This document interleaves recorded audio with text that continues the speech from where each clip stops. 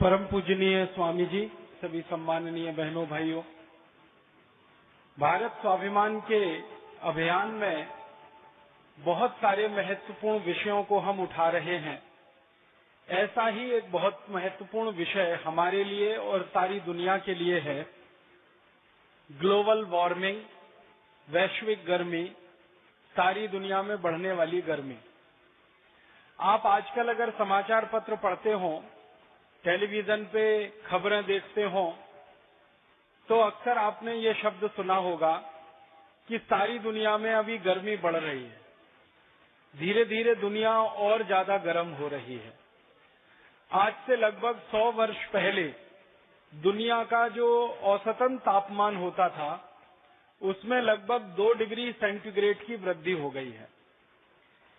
हमारे भारत के और दुनिया के बहुत सारे वैज्ञानिक जो इस विषय पर काम कर रहे हैं, उनका ऐसा मानना है कि अगर इसी रफ्तार से दुनिया चलती रही तो अगले 20 से 25 वर्षों में और अधिक से अधिक सन 2050 तक आते आते सारी दुनिया की गर्मी और ज्यादा लगभग 4 डिग्री सेंटीग्रेड तक बढ़ जाएगी। और अगर ये गर्मी बढ़ गई सारी दुनिया में, तो वैज्ञानिकों का ये कहना है कि उत्तरी ध्रुव पर जो बर्फ जमा है, वो बर्फ बहुत तेजी से पिघलना शुरू हो जाएगी। हमारे भारत देश में जो हिमालय में ग्लेशियर हैं, ये ग्लेशियर पिघलना शुरू हो जाएंगे।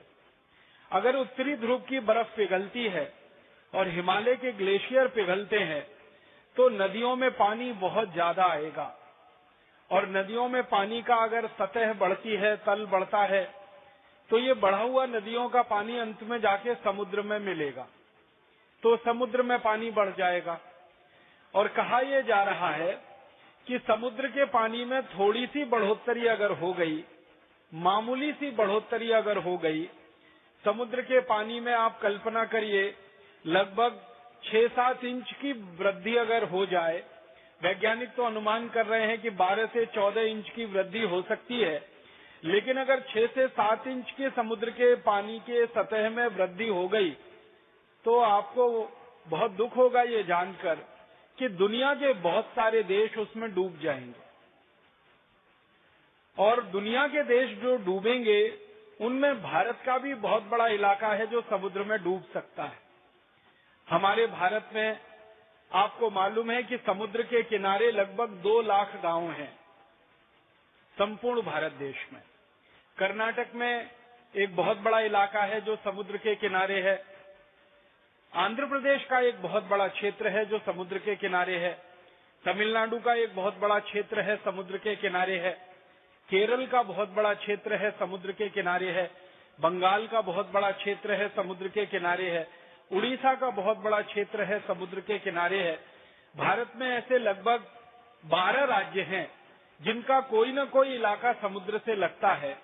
और अगर समुद्र के तल में 5-6 इंच से लेकर 12 से 14 इंच की वृद्धि हो गई, तो भारत के लाखों लाखों गांवों का अस्तित्व खत्म हो सकता है। हमारे देश का जो गोवा है, जो सबसे खूबसूरत राज्यों में गिनती किया जाता है, ये गोवा पूरा समुद्र में डूब सकता है। मुंबई का इलाका पूरा समुद्र में डूब सकता है। केरल का आधे से ज्यादा इलाका समुद्र में डूब सकता है। आंध्र प्रदेश का इलाका समुद्र में डूब सकता है आधे से ज्यादा। उड़ीसा, बंगाल, कर्नाटक, कई राज्यों का काफी इलाका समुद्र में डूब सकता है। अगर संख्या में गिनती करें तो भारत के 2 लाख गांवों के लिए खतरे की घंटी है। भारत के 2 लाख गांवों के अस्तित्व के लिए बहुत बड़ा प्रश्न खड़ा होता है। और ये भारत ही नहीं, दुनिया के कई देशों के लिए खतरे की घंटी है। आपको सुनकर ताज्जुब होगा, हैरानी होगी कि दुनिया में कुछ देश तो ऐसे हैं जो पहले से ही समुद्र के सतह से नीचे बसे हुए हैं, और वहां तो ये खतरा सबसे ज्यादा है। एक छोटा सा देश है यूरोप में, उसका नाम है नीदरलैंड, हॉलैंड। ये देश तो समुद्र के नीचे बसा हुआ देश है।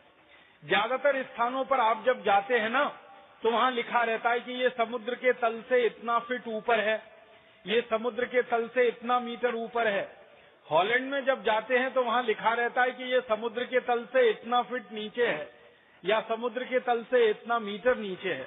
तो हॉलैंड जैसे देश जो पहले से ही समुद्र तल के नीचे हैं, उनके अस्तित्व को तो और भी बड़ा खतरा है अगर ये दुनिया में गर्मी बढ़ती जाए और इस बढ़ती हुई गर्मी से बर्फ पिघलना शुरू हो जाए, उत्तरी ध्रुवों की बर्फ पिघल जाए, भारत के हिमालय क्षेत्र की बर्फ पिघल जाए, तो लाखों गांवों के लिए, हजारों शहरों के लिए खतरा है। और ये गांव और शहरों के लिए खतरा है, उसके साथ साथ मनुष्य जीवन के लिए खतरा है। आप बोलेंगे वो कैसे? जब गर्मी बढ़ती है तो पूरे वातावरण का जो मौसम का चक्र है ना, वो बदल जाता है। सबसे बड़ा बदलाव क्या आता है कि मौसम के चक्र में जितनी गर्मी होनी चाहिए उसी के अनुसार बारिश होती है, जितनी बारिश होनी चाहिए उसी के अनुसार सर्दी होती है, और जितनी सर्दी होनी चाहिए उसके अनुसार फिर गर्मी होती है, और फिर जितनी गर्मी होनी चाहिए उसके अनुसार बारिश होती है। माने गर्मी, सर्दी, बारिश ये सब एक दूसरे के साथ आंतरिक रूप से बहुत गहराई से जुड़े हुए हैं। थोड़ी गर्मी बढ़े तो बारिश कम ज्यादा होती है, थोड़ी गर्मी बढ़े तो सर्दी भी कम ज्यादा होती है। अब बारिश कम ज्यादा हो जाए तो हमारे देश के कृषि उत्पादन पर बहुत बुरा असर पड़ता है। इसी तरह से सर्दी कम ज्यादा हो जाए तो कृषि उत्पादन पर बहुत बुरा असर पड़ता है। मैं एक छोटे से उदाहरण से आपको ये समझाता हूँ। सर्दियों का सत्र शुरू हो गया। ये सर्दियों का सत्र थोड़े दिन चलेगा, लगभग 3 से 4 महीने।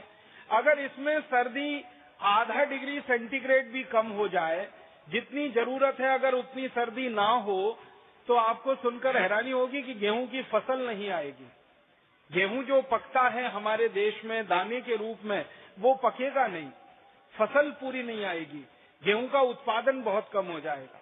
इसी तरह से उल्टा है, अगर गर्मी ज्यादा बढ़ जाए तो गर्मियों के सीजन में, गर्मियों के सत्र में आने वाली फसल के उत्पादन पर बहुत बुरा असर पड़ता है। तो गर्मी जितनी होनी चाहिए उतनी ही होनी चाहिए, सर्दी जितनी होनी चाहिए उतनी ही होनी चाहिए, बारिश जितनी होनी चाहिए उतनी ही होनी चाहिए। जो प्रकृति ने तय किया है हजारों साल की व्यवस्था में, लाखों साल की व्यवस्था में, वो कम ज्यादा नहीं होना चाहिए।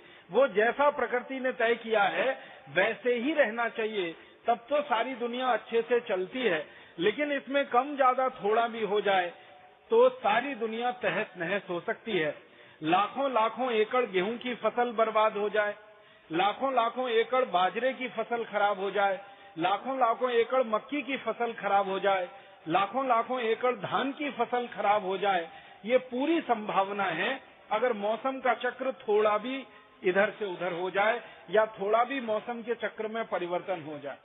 इसलिए सारे दुनिया के वैज्ञानिक बहुत ज्यादा इस बात पर चिंतित हैं कि पिछले 100 वर्षों में वातावरण में 2 डिग्री सेंटीग्रेड की गर्मी तो हो चुकी है, और अगले 50 वर्ष तक, माने 2050 तक आते आते और 2-2.5 डिग्री सेंटीग्रेड बढ़ जाए ऐसी संभावना दिख रही है। तो सारी दुनिया ऊपर से नीचे तहस नहस हो जाएगी और दुनिया में भयंकर आफत और प्रलय आ जाएगी। इसलिए सारे दुनिया के देश मिलकर आजकल एक वार्ता कर रहे हैं, एक संवाद कर रहे हैं, और उस वार्ता और संवाद का मुख्य विषय है कि सारी दुनिया की गर्मी को कैसे कम किया जाए और इस गर्मी को कैसे रोका जाए।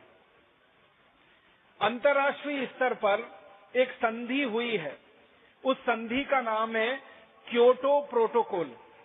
क्योटो एक छोटा सा शहर है जापान नाम के देश में। वहां पर लगभग 4 वर्ष पहले दुनिया के 156 देशों के राष्ट्रपति, प्रधानमंत्री सब लोग इकट्ठे हुए। भारत के भी प्रधानमंत्री गए, अमेरिका के राष्ट्रपति वहां आए, चीन के राष्ट्रपति वहां आए, और दुनिया के सभी 156 देशों के राष्ट्रपति, प्रधानमंत्री वहां एकत्रित हुए। सबने मिलकर आपस में एक फैसला किया, और फैसला ये किया है कि सारी दुनिया में जितनी गर्मी बढ़ रही है उसके कारणों का पता लगाया जाए। जो जो कारण से गर्मी बढ़ रही है उन कारणों को ठीक करने के लिए सारे देश मिलकर प्रयास करें। तो लगभग 4-5 वर्षों से पूरी दुनिया में वैज्ञानिकों के छोटे बड़े दल बने हैं, और वो इस बात का अध्ययन कर रहे हैं कि ये जो गर्मी बढ़ रही है इसके सबसे बड़े कारणों में से मुख्य कारण कौन कौन से हैं। तो वैज्ञानिकों ने जो अभ्यास किया, अब तक जो अध्ययन किया है, उसके लिए जो सबसे बड़ा दल बना भारत के वैज्ञानिकों का और दुनिया के वैज्ञानिकों का, उसके अध्यक्ष एक बहुत बड़े वैज्ञानिक बने, उनका नाम है डॉक्टर R.K. पचौरी। उनके नेतृत्व में वैज्ञानिकों का एक बड़ा दल बना। उस दल ने लगभग 4 वर्षों से थोड़े ज्यादा समय अध्ययन किया। अध्ययन करके उन्होंने जो सारी दुनिया को बताया कि गर्मी बढ़ रही है, उसके सबसे बड़े कारणों में से एक कारण है लोगों का जीवन शैली। और लोगों का जीवन शैली में सबसे मुख्य कारण है लोगों के द्वारा मांसाहारी भोजन का उपयोग और उपभोग। हम जानते हैं कि दुनिया में 2 तरह के लोग रहते हैं इस समय। एक तो ऐसे लोग हैं जो जीवन में बचपन से लेकर और उम्र के आखिरी दिन तक शाकाहारी हैं, और एक ऐसे भी लोग हैं दुनिया में जो बचपन से लेकर और उम्र के आखिरी दिन तक मांसाहारी हैं। तो भारत के और दुनिया के वैज्ञानिकों ने जो अध्ययन किया तो पाया कि जो लोगों की जीवन शैली में मांस खाना बहुत ज्यादा है, जो बहुत ज्यादा मांस का उपयोग करते हैं, जो बहुत ज्यादा मांस का उपभोग करते हैं, उनके कारण दुनिया में सबसे ज्यादा गर्मी बढ़ रही है। अगर उस गर्मी के बढ़ने को कोई अंक से निरूपित किया जाए और मैं आपको समझाने के लिए एक सरल अंक का उपयोग करूं, तो ऐसे समझ लीजिए कि दुनिया में 20 कारण हो सकते हैं, 50 कारण हो सकते हैं गर्मी बढ़ने के। उनमें सबसे बड़ा कारण है मांस का उत्पादन और उसका उपभोग। तो मांस का उत्पादन करने वाले जो देश और मांस का उपभोग करने वाले जो देश हैं, वो सबसे ज्यादा गर्मी बढ़ा रहे हैं। अब इस गर्मी बढ़ाने को प्रतिशत में अगर मैं बताने की कोशिश करूं, तो मान लीजिए 100% कुल अंक होते हैं, तो इसमें 25% गर्मी बढ़ रही है, वो मांसाहारी लोगों के जीवन शैली के कारण बढ़ रही है। 18% जो गर्मी बढ़ रही है, वो दुनिया में फालतू गाड़ियां चलाने से और बिना जरूरी यात्राएं करने से बढ़ रही है। 25% गर्मी बढ़ रही है मांसाहारी भोजन से, 18% गर्मी बढ़ रही है फालतू के यातायात से, और बची हुई जो गर्मी बढ़ रही है, वो बची हुई गर्मी बढ़ रही है प्रदूषण से और औद्योगिक उत्पादन के द्वारा और सेवाओं के द्वारा, और थोड़ा बहुत हिस्सा उसमें खेती और जानवरों के द्वारा। तो कुल मिलाकर गर्मी बढ़ने के इतने सारे कारण हैं। औद्योगिक कारणों में लगभग 18-20 कारण हैं, उनके ज्यादा विस्तार में नहीं जाना चाहता, समय चला जाएगा। तो औद्योगिक उत्पादन को सारी दुनिया में कहा गया कि एक उत्पादन ऐसा जो बहुत जरूरी है लोगों के जीवन को चलाने के लिए, जो आवश्यक उत्पादन है, और एक उत्पादन ऐसा जो बिल्कुल जरूरी नहीं है, लोगों के जीवन को बिना उस उत्पादन के भी चलाया जा सकता है। जैसे मैं एक उदाहरण दूं कि हम खाना खाते हैं, तो खाना खाने के लिए चावल का उत्पादन करना पड़ता है, गेहूं का उत्पादन करना पड़ता है, चने दाल सब्जियों का उत्पादन करना पड़ता है, फलों का उत्पादन करना पड़ता है, हमें सूखे मेवों का उत्पादन करना पड़ता है। तो इस उत्पादन को माना जाता है ये जरूरी उत्पादन है। इसी तरीके से आपको स्नान करना है तो आपको साबुन चाहिए, कपड़े धोने हैं तो आपको वॉशिंग पाउडर, डिटर्जेंट पाउडर चाहिए, आपको अपने जीवन में दैनिक कामों को पूर्ति करने के लिए जो काम में आने वाली चीजों का उत्पादन है वो भी जरूरी माना जाता है। तो दुनिया में 2 तरह का उत्पादन है, एक जरूरी, गैर जरूरी उत्पादन क्या माना जाता है दुनिया में। उदाहरण के लिए आप अपने घर में रेफ्रिजरेटर का इस्तेमाल करते हैं, तो ये रेफ्रिजरेटर का सारी दुनिया में उत्पादन गैर जरूरी माना जाता है। माने अगर रेफ्रिजरेटर ना भी बने तो भी हमारा जीवन चलाया जा सकता है। इसी तरह से एयर कंडीशनर में हम रहते हैं तो एयर कंडीशनर का उत्पादन गैर जरूरी माना जाता है। तो गैर जरूरी उत्पादन में मैंने 2 उदाहरण दिए, रेफ्रिजरेटर है, एयर कंडीशनर है, और जरूरी उत्पादन में मैंने कहा चना, चावल, दाल, मटर आदि आदि चीजें हैं। तो जो जरूरी उत्पादन है हमारे लिए और सारी दुनिया के लिए, उसके द्वारा जो गर्मी बढ़ रही है वो मात्र 18% है, और जो गैर जरूरी उत्पादन के द्वारा दुनिया में गर्मी बढ़ रही है वो लगभग 32% है। तो 32% गर्मी बढ़ रही है दुनिया में ऐसी वस्तुओं के उत्पादन से जो हमारे और दुनिया के ज्यादा काम की नहीं है, विलासिता की वस्तुएं जिनको हम कह सकते हैं। तो विलासिता की वस्तुओं का उत्पादन करके 32% गर्मी बढ़ रही है, जरूरी वस्तुओं का उत्पादन करके 18% गर्मी बढ़ रही है, 25% अकेली गर्मी बढ़ रही है मांस का उत्पादन करके, और बची हुई जो गर्मी का हिस्सा है वो हमारे फुटकर क्रियाकलापों से बढ़ती रहती है, जिसमें मैंने एक क्रियाकलाप बताया था ट्रांसपोर्टेशन, यातायात। उसमें से एक यातायात जो बहुत जरूरी है और एक यातायात जो बिल्कुल काम का नहीं है, जो गैर जरूरी है। सारे वैज्ञानिकों का ये मानना है कि सबसे ज्यादा अगर गर्मी कम हम कर सकते हैं तो एक ही क्षेत्र में इस समय कम कर सकते हैं, और वो क्षेत्र है मांस के उत्पादन में कमी लाकर और मांस के उपभोग को कम करके सारी दुनिया में गर्मी को कम किया जा सकता है। अगर सारी दुनिया शाकाहारी हो जाए, सारी दुनिया निरामिष हो जाए, सारे दुनिया के लोग मांस खाना बंद कर दें, सारे दुनिया के लोग जानवरों की हत्या करना बंद कर दें, तो सबसे तेजी से गर्मी कम हो सकती है, और वो कुल गर्मी का लगभग 25% है। और फिर आश्चर्य की बात आपको और बताऊं कि अगर मांस उत्पादन खत्म हो जाए सारी दुनिया में और मांस का उपभोग खत्म हो जाए, तो गैर जरूरी जो यातायात की गर्मी है वो भी कम हो जाएगी। क्योंकि आपको सुनकर हैरानी होगी कि जो जरूरी यातायात के लिए डीजल पेट्रोल खर्च होता है, उससे 2.5 गुना ज्यादा गैर जरूरी यातायात के लिए डीजल और पेट्रोल का खर्चा होता है पूरी दुनिया में। आप कोई काम से बहुत जरूरत से अपनी गाड़ी चलाकर जा रहे हैं, उसमें अगर 1 लीटर डीजल खर्च हो रहा है, तो बेकार के फालतू के लिए आप जो जा रहे हैं कहीं या किसी चीज को ला रहे हैं, उसमें 2.5 लीटर खर्च होता है। तो ये मांस का जो उत्पादन होता है दुनिया में, वो कुछ कुछ देशों में होता है, और सारी दुनिया में ये मांस बिक्री के लिए भेजा जाता है। तो मांस का उत्पादन करने के लिए पहले जानवरों को ट्रक में भर भर के किसी मांस के उत्पादन केंद्र तक लाया जाता है, और जानवरों को भर भर के ट्रक में जो लाया जाता है उसमें सबसे ज्यादा डीजल पेट्रोल का खर्चा होता है। फिर उन जानवरों को काट देने के बाद उनका मांस निकाला जाता है, फिर उस मांस को डब्बों में भर भर के दुनिया भर के देशों में बेचने के लिए भेजा जाता है, फिर उसमें फालतू डीजल पेट्रोल का खर्च होता है। एक तो जो यात्रा हो रही है, जानवरों का मांस भर के ले जाया जा रहा है, दूसरा उस मांस को कम तापमान पे रखना पड़ता है ताकि वो जल्दी खराब ना होने पाए, क्योंकि एक देश में मांस का उत्पादन हो रहा है और दूसरे देश में बिक्री के लिए वो जा रहा है। कल्पना करिए कि कनाडा में मांस का उत्पादन हो रहा है और वो भारत में बिक्री के लिए आ रहा है, तो कनाडा से 20,000 मील की दूरी तय करके वो भारत में आएगा, या अमेरिका में मांस उत्पादन हुआ और भारत में आ रहा है, या भारत में मांस उत्पादन हुआ और अमेरिका जा रहा है। तो ये हजारों मील की जो दूरी मांस के लिए तय की जाती है, मांस को एक स्थान से दूसरे स्थान तक ले जाने के लिए, इसमें मांस का लाना ले जाना तो एक बात है, लेकिन मांस को कम तापमान पे रखने के लिए उसको हर समय एयर कंडीशनड स्थिति में रखना पड़ता है। उसमें जो ऊर्जा खर्च होती है वो आने जाने से भी कई गुना ज्यादा होती है। तो वैज्ञानिकों का ये कहना है, सारी दुनिया में, भारत के ही वैज्ञानिक नहीं, सारे दुनिया के वैज्ञानिक अब इस बात पर सहमत हो रहे हैं कि अगर सारी दुनिया के लोग अपनी जीवन शैली को बदल दें, मांस खाना बंद कर दें, मांस का उपभोग बंद कर दें, तो सारी दुनिया की गर्मी 25% कम हो जाएगी, और फालतू जो ट्रांसपोर्टेशन का खर्चा पूरी दुनिया में हो रहा है और उसके कारण जो 32% गर्मी फालतू में बढ़ रही है वो भी कम हो जाएगी।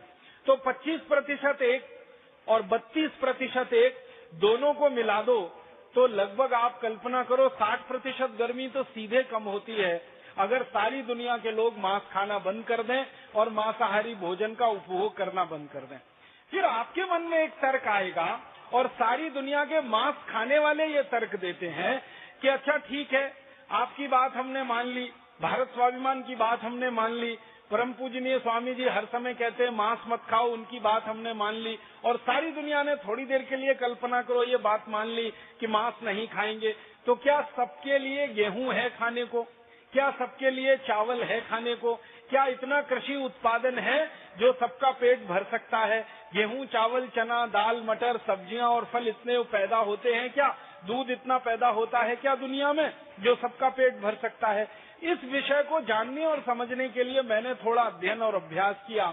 उसमें से जो आंकड़े निकले हैं और जो जानकारियां निकली हैं वो मैं आपके सामने रखना चाहता हूं, और तब आपको ये बात स्पष्ट हो जाएगी कि अगर सारी दुनिया मांस खाना बंद कर दे तो इस दुनिया में इतना अनाज पैदा हो रहा है कि वो सारी दुनिया के एक एक व्यक्ति का तो पेट भर ही देगा, इसके बराबर की दूसरी दुनिया और पैदा हो जाए तो भी सबका पेट भर देगा।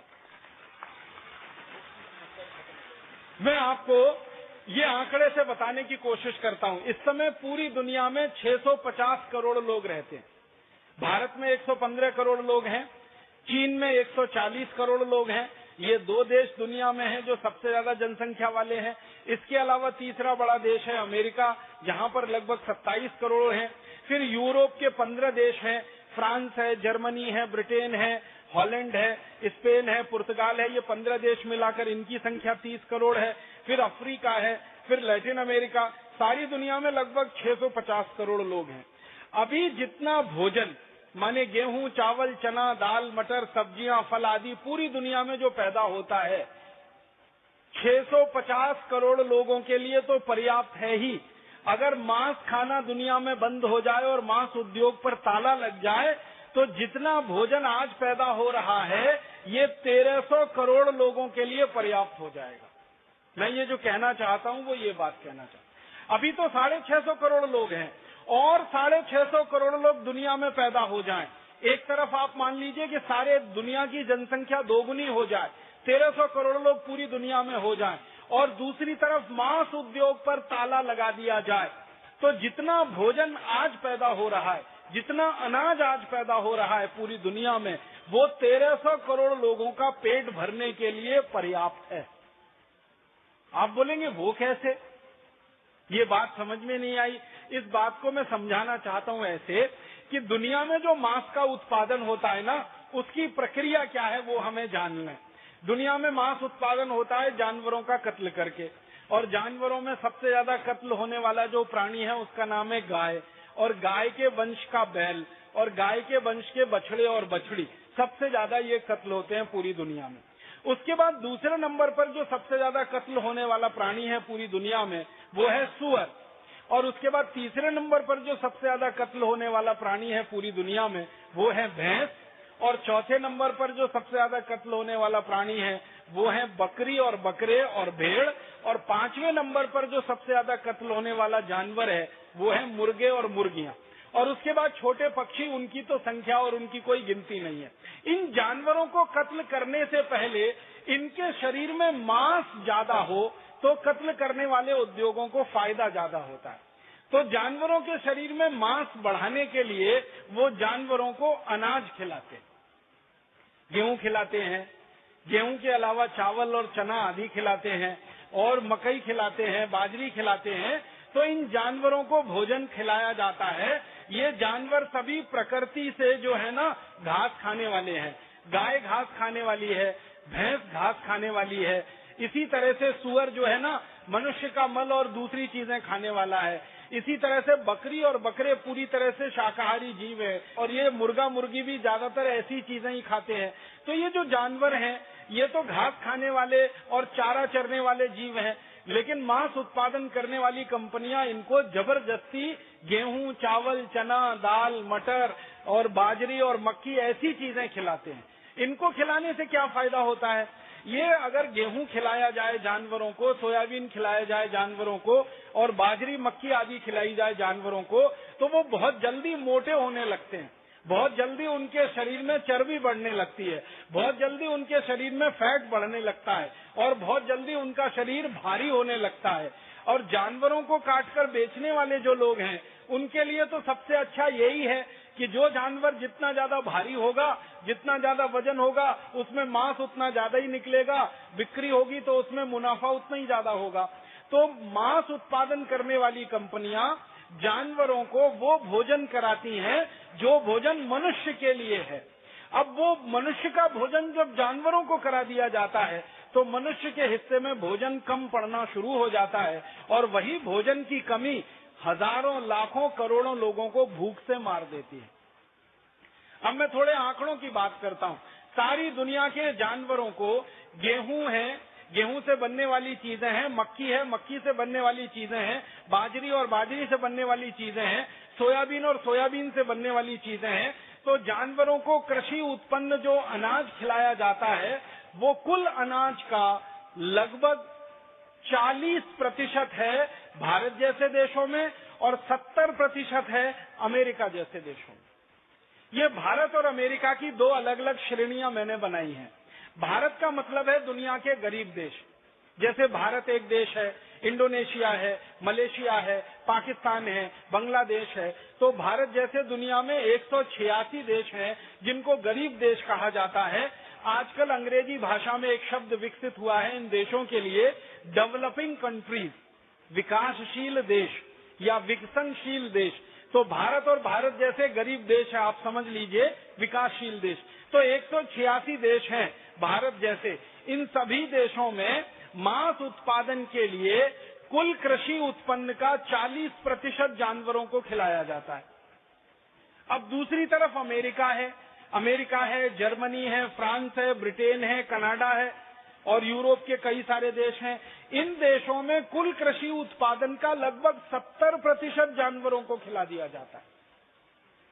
आप सोचिए, अमेरिका में कुल जितना गेहूं पैदा होता है, उस पैदा हुए गेहूं का 70% जानवरों को खिलाया जाता है। क्यों खिलाते हैं? अमेरिका के जानवर गेहूं खाकर, अमेरिका के जानवर सोयाबीन खाकर या कृषि उत्पन्न खाकर जल्दी से मोटे हो जाएं, जल्दी से उनके शरीर में मांस बढ़ जाए, ज्यादा मांस हो जाए, ज्यादा मोटे हो जाए और उनको फिर काटकर उनका मांस दुनिया में बेचकर अमेरिका की मांस बेचने वाली कंपनियां ज्यादा मुनाफा कमाएं।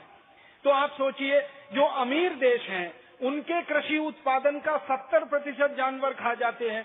जो गरीब देश हैं वहां मांस उत्पादन के लिए कुल उत्पादन का 40% खिला दिया जाता है जानवरों को। अगर औसत निकाला जाए, 70 और 40 को जोड़ दिया जाए 110 और इसका औसत निकाला जाए तो 55, माने दुनिया में औसतन आधा अनाज जानवरों को खिलाकर उनको मोटा बनाकर फिर उनका मांस कुछ लोग खाते हैं।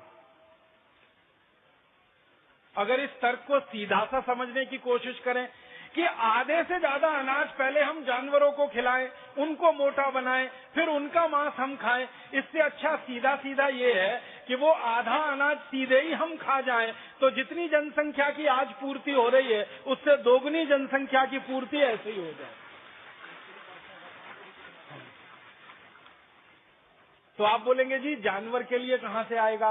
प्रकृति ने, भगवान ने, परमात्मा ने ऐसी सुंदर व्यवस्था की है कि जहां से आपके लिए भोजन आता है वहीं जानवरों के लिए भी पैदा हो जाता है। उसके लिए अतिरिक्त प्रयास नहीं करना पड़ता। अगर आप खेती करते हैं, किसान हैं, तो आपको मालूम है हम गेहूं पैदा करते हैं तो गेहूं का ऊपर वाला हिस्सा तो हमारे काम आ जाता है खाने के लिए और नीचे का पूरा हिस्सा किसी गाय बैल भैंस के काम आ जाता है खाने के लिए। तो अतिरिक्त कुछ पैदा नहीं करना पड़ता जानवर के लिए। माने मनुष्य के लिए जो कुछ पैदा हो रहा है उसी से जानवर की पूर्ति होती है। हम मक्की का उत्पादन करते हैं, हम बाजरी का उत्पादन करते हैं, तो मक्की और बाजरी के ऊपर का जो हिस्सा है बाल वाला, जो लगभग 1 फीट का होता है, वो तो हमारे काम आ जाएगा और बचा हुआ नीचे का 6-7 फीट का जो हिस्सा है वो तो किसी जानवर के ही काम आने वाला है।